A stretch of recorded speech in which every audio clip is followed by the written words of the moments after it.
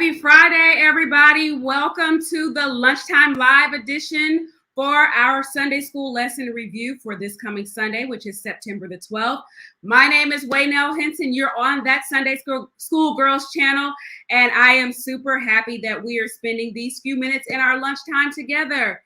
If I look like I've been going a million miles an hour, I have, because today is 7 days to the Step Summit 2021, and I am so excited about the literally hundreds of you who are preparing to join next weekend's training.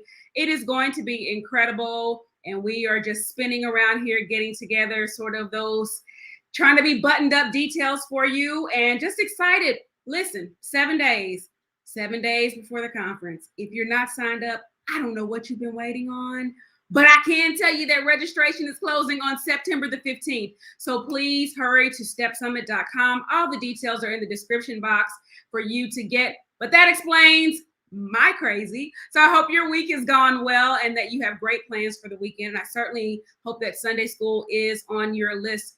I am so excited about our lesson series, but let me clarify for this video. This is the international lesson study entitled David Dances Before the Ark.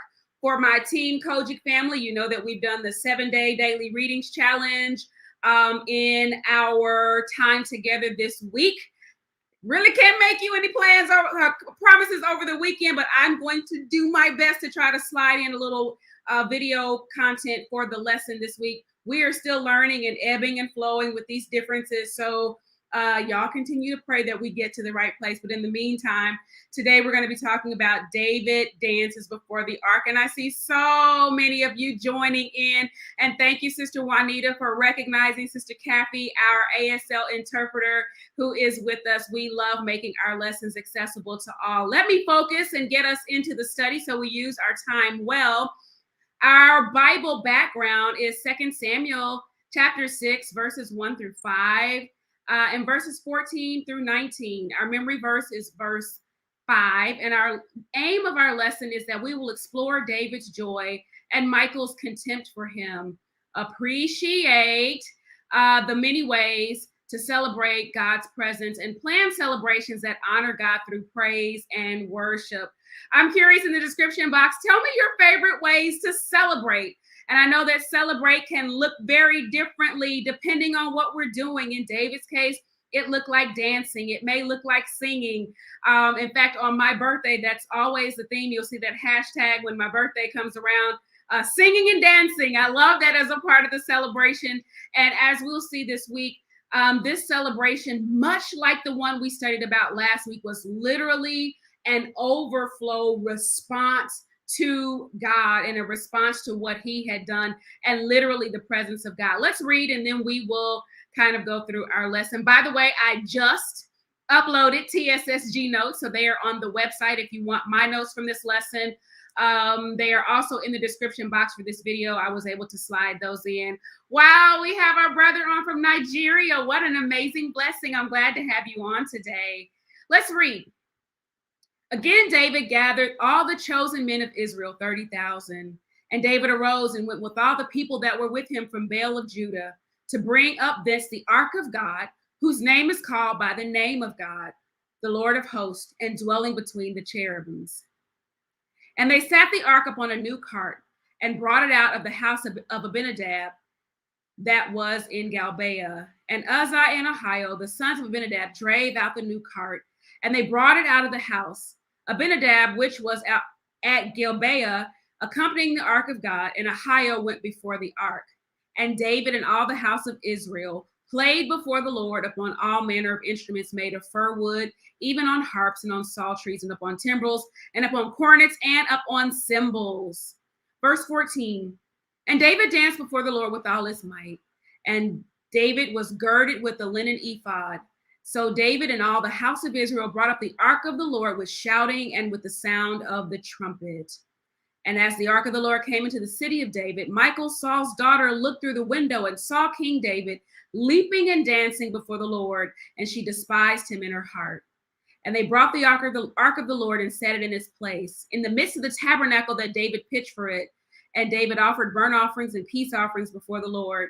And as soon as David had made an end of offerings and peace offerings, he blessed the people in the name of the Lord of hosts. And he dealt among them, even among the whole multitude of Israel, as well as to the men and women, every one of them a cake of bread, to a good piece of flesh and a flagon of wine, so that all the people departed, everyone to his house. All right, so much in this lesson today, looking at, again, not just celebration, but David, who in his own right was a man after God's own heart. He was absolutely a worshiper. And as we look in 2 Samuel, we're looking at history here. And this is during the time of the judges. And actually, Samuel was a judge. He was the last judge. He was a prophet. And under the leadership of the judges, here's what we kind of need to know, that Israel just had this really volatile history. They were in, they were out, they were up, they were down, they were back and forth in their relationship with God. And they were always in need of God's getting them out of trouble, if you will. And so we just need to keep that in mind, know who we're dealing with. Let's also talk about David now. Again, I mentioned that he had a heart for God. He had become king. His throne was pretty much established. His home has been built. He's been in leadership for many years. He's an accomplished leader. And if we really just look at David, he's a leader who he understood how to command people.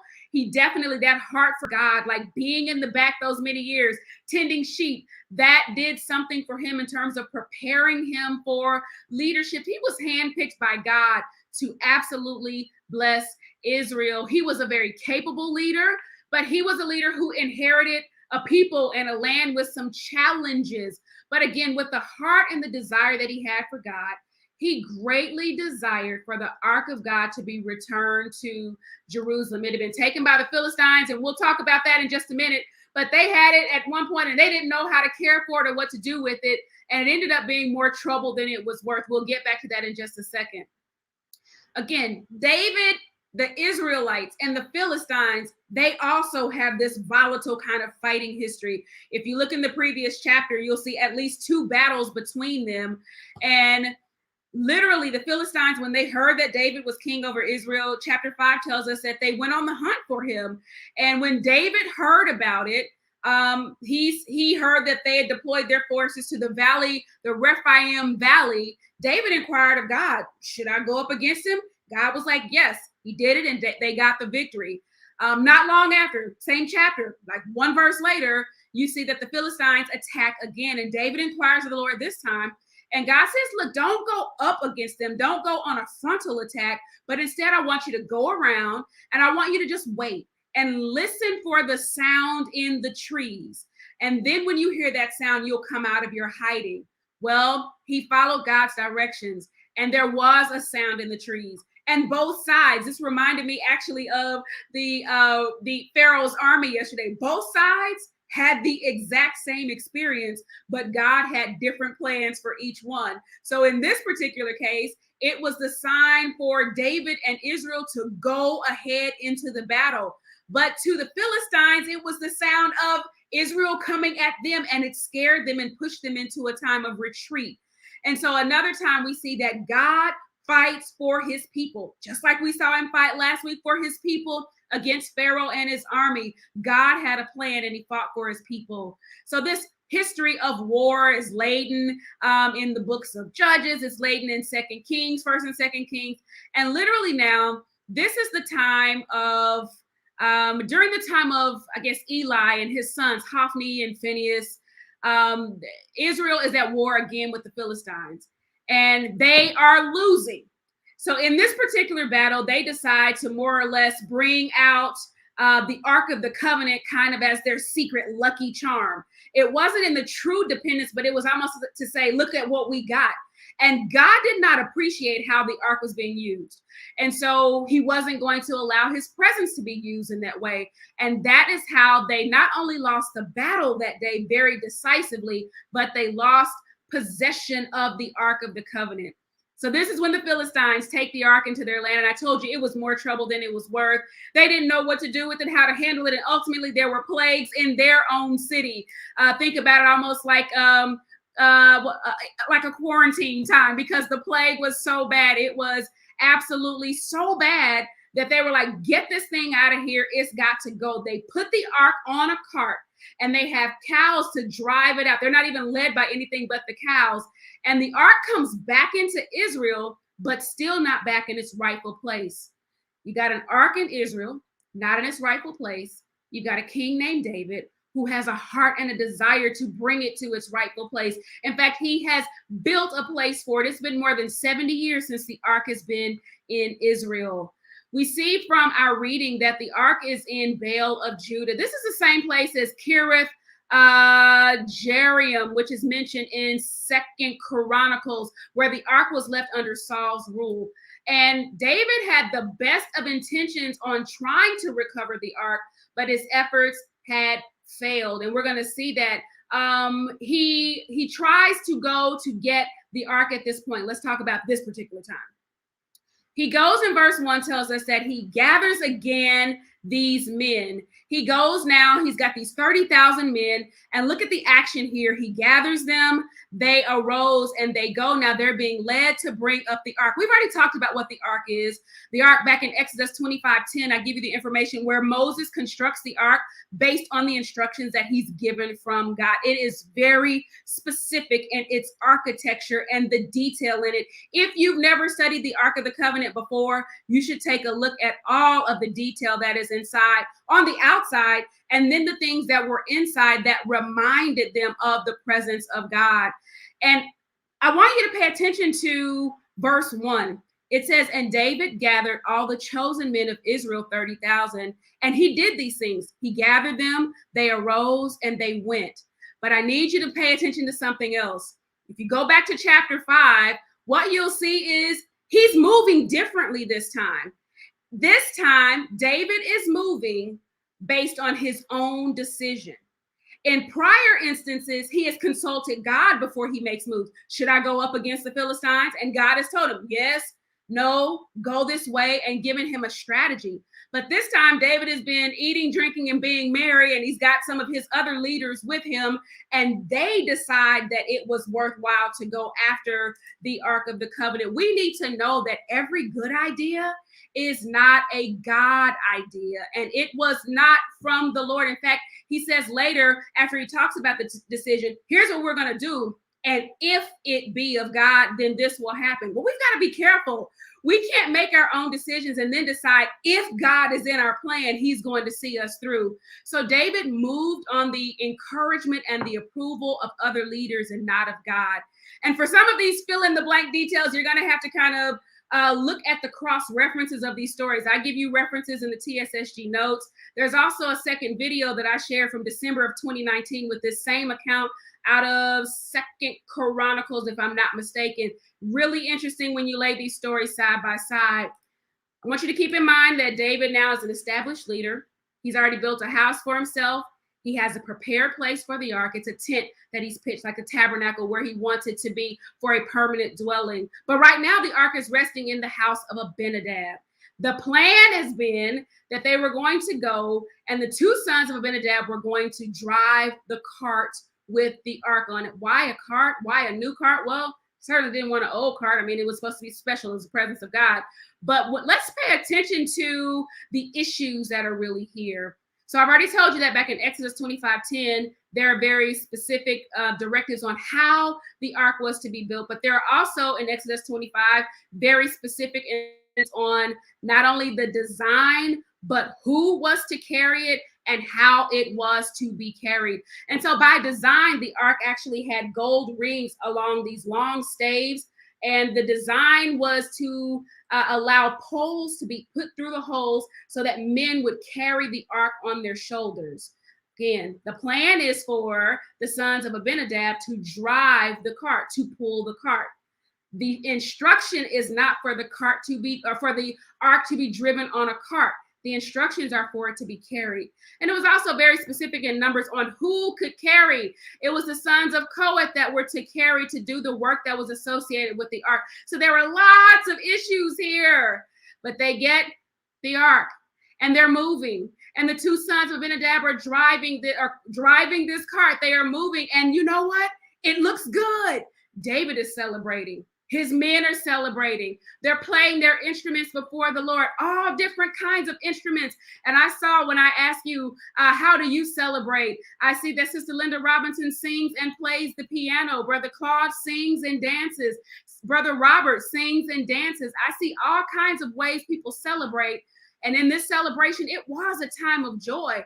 There were the sights and the sounds of celebrating. I noticed inside of the praise to God, there is a corporateness about the worship. The people are celebrating with the leader. But there's a part of our reading that's not actually printed in this text where we find out that they weren't doing it the right way.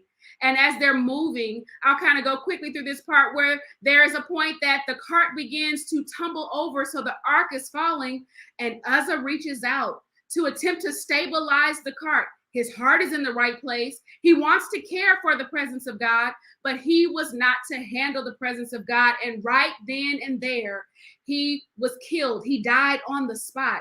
Well, David was angry. This plan didn't work out. And so he leaves it where it's been. He leaves the ark there. And he ends up coming back 3 months later. And again, you'll have to watch the other video and fill in the blanks. We can't do it all today. But for 3 months, the ark is in the house of Obed-Edom. 3 months is a long time. What were you doing 3 months ago? And if we really don't think about time, we know that we've been in quarantine and we've been in 3 months of the serious quarantine. We learn that that's a long time. And so David makes up in his mind that he doesn't want to continue to live without God's presence. Obed-Edom's house was also incredibly blessed as long as they had the presence of God. And so David goes back and he seeks the Lord, not just on what needs to be done, but on how it is to be done. And he goes back again. He does go back in to get the ark. And he goes back in to bring it back into where it should be, its rightful place. And as he comes in, he's dancing. He's excited. He's dancing not just a little bit, but with all of his might. There is a procession. We see this in 1 Chronicles chapter 5. It's like a festival. It's a parade. And David instructs the Levites. He gives them all assignments, instruments that they're to play. There is a unity. There is an excitement about the ark coming back in. This is the response to the return of the presence of God. And it literally makes me think about what is our response to the presence of God. For David, it was celebrating, it was dancing so until he basically danced out of his clothes. We'll get there in just a moment. But why were they so happy? Well, because the presence of God is the favor of God. And they knew God's favor had returned. And so he dances with all his might. He dances with other people. It was the way of expressing that overflow that we've talked about of the heart when God has simply done great things for you. He has praised God with all that he has, to the point that he's wearing a special garment. We only see the ephod of linen here, but in 1 Chronicles 5, we also find out that he's wearing a robe of linen. And the ephod would have been the garment closest to his body, and the robe would have been his kingly robe. And so he is wearing the same clothing essentially as the Levites and the singers. And we see him break out. Again, the sounds of celebration, the sights of celebration. The people are brought up with celebrating and loud music. I note, just like last week, this is not a quiet moment. And I think I told you last week, if you come to my church, we're not quiet. We have every instrument that you can possibly imagine. And if we don't know one, if we find it, we're going to bring it too. Because to honor God in that way is just its expression, and it makes him big and it's celebratory. Music is an important part of the worship here. And they also lift up their voices. Their voices are an important part of the worship. But everyone is not always so happy about success. And everyone is not always so happy about celebration. The ark is back in its rightful place in the city of David. And everybody seems to be happy except Michal. She's who I call the bitter Betty. She is the one. And when you think about worship, there's always going to be someone who's spectating. There's always going to be someone who isn't going to participate. There's always going to be someone who isn't going to be happy. And that was Michal, Saul's daughter. She was also David's first wife. She is looking out of the window. She's not a part of any helping to get the ark back. She's not a part of the praise. She doesn't appreciate the fact that her husband is praising so uninhibitedly in the street. In fact, she mocks his praise. and she's filled with contempt in her heart. This really tells me that people can have different attitudes in worship. And her attitude was she looked at David and decided it really doesn't take all that. She felt like it was inappropriate for the king to be dancing in that way and celebrating. But David pretty much had the attitude, I'll become even more undignified than this. One aha for me is that we've got to watch our own attitudes in worship. And so David does bring the ark back and he sets it in its rightful place. He has marked this time of victory, not only in his praise, but he marks this time of victory by making sacrifice. The king now also operates in the place of the priest who makes sacrifice in terms of the burnt offering and the peace offerings before the Lord. And as soon as he makes these offerings, he then blesses the people in the name of the Lord. I noted again that David takes no credit for himself. Anything that God has allowed at this point has been just that. It wasn't because David was so mighty, that he was so smart, that he was so great in battle, that he had the right number of men. It was God himself who had given him the victory in that battle. And literally, like as I think about David, and even going back to the background statement that I made when I said that God prepared David for a leader to be a blessing to Israel, looking at the fact that in that moment, although he was celebrating the greatest of victories, like God had used every moment in his life to prepare him to lead in this way. And David knew it wasn't me, that it was all God who had done that. He dealt among the people a cake of bread out of raisins, I read in my research, and a piece of meat, which was fish and wine. And all of the people were blessed. It wasn't just a time of blessing for David, but he's a blessing to all of the people. My key learnings take up almost a whole page, so I'm not going to read everything to you, but just know that we can't just want the presence of God and the blessings that it brings, but we must truly have a heart for God to handle his presence in the ways that it should be handled. We must always consult God in what we do, remembering that every good idea is not a God idea. If we're going to have the presence of God near us, we got to make room for it. We have to find that place and create the space for it. Some of us learn lessons the hard way. And so David absolutely learned lessons the hard way in trying to get the presence of God back. He learned that we can't follow our own script, but we've got to seek God. We see in here that God is a God who gives multiple chances, and he allowed David a chance to get it right. He allows me and you to get it right. And we've got to be careful that we don't try to carry everything on our own, but to allow God to give us what to do and how to do. Realizing also that celebration is important. Every one of us has a role in the worship. Sister Kimbrough, you're right. We can't be Debbie Downers in the worship, but Elder Cox, we can sing aloud and we can be a part of the praise. And we can absolutely know that God is for us. We are in his plan. We're on his mind. And again, everyone's style of worship, it may not be yours, but that does not make it wrong. And so I think we need to watch attitudes, even of how we watch others' expressions of celebration, even when they're different. I watch sometimes, I think we are very critical. We can be critical in-house, but we can also be critical across our larger brother and sisterhood when we look in other denominations. Well, they do this and they do that. If you don't understand it, just say, that's not my style, but be careful of being critical. Watch cavalier attitudes toward the presence of God.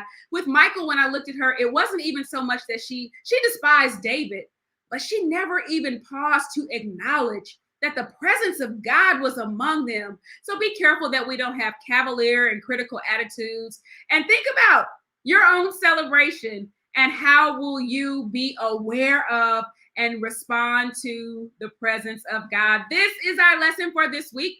I pray that there was something in here that was beneficial for you as you are wrapping up your study for the week. I've loved your comments in here. I love it. And I pray that you'll take the spirit of celebration with you into the weekend. Thank you, Brother Robert, for being a part of the lunchtime. Sister Veronica for being part of lunchtime. And again, I want to just remind you, I am running today so I can go back and finish up conference work for today.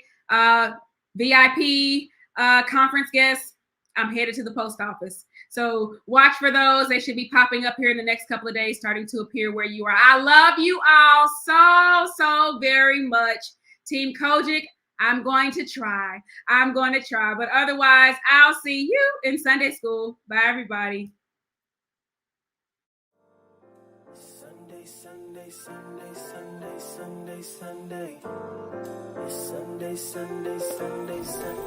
This bag makes a great gift for teachers, and of course there's a church school version as well.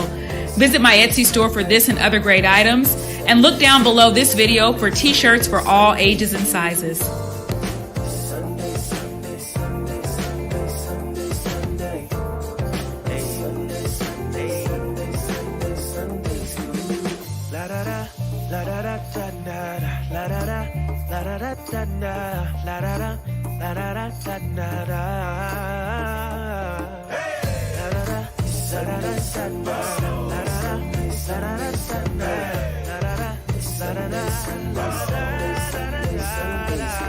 Changing the way you see Sunday school with that Sunday school.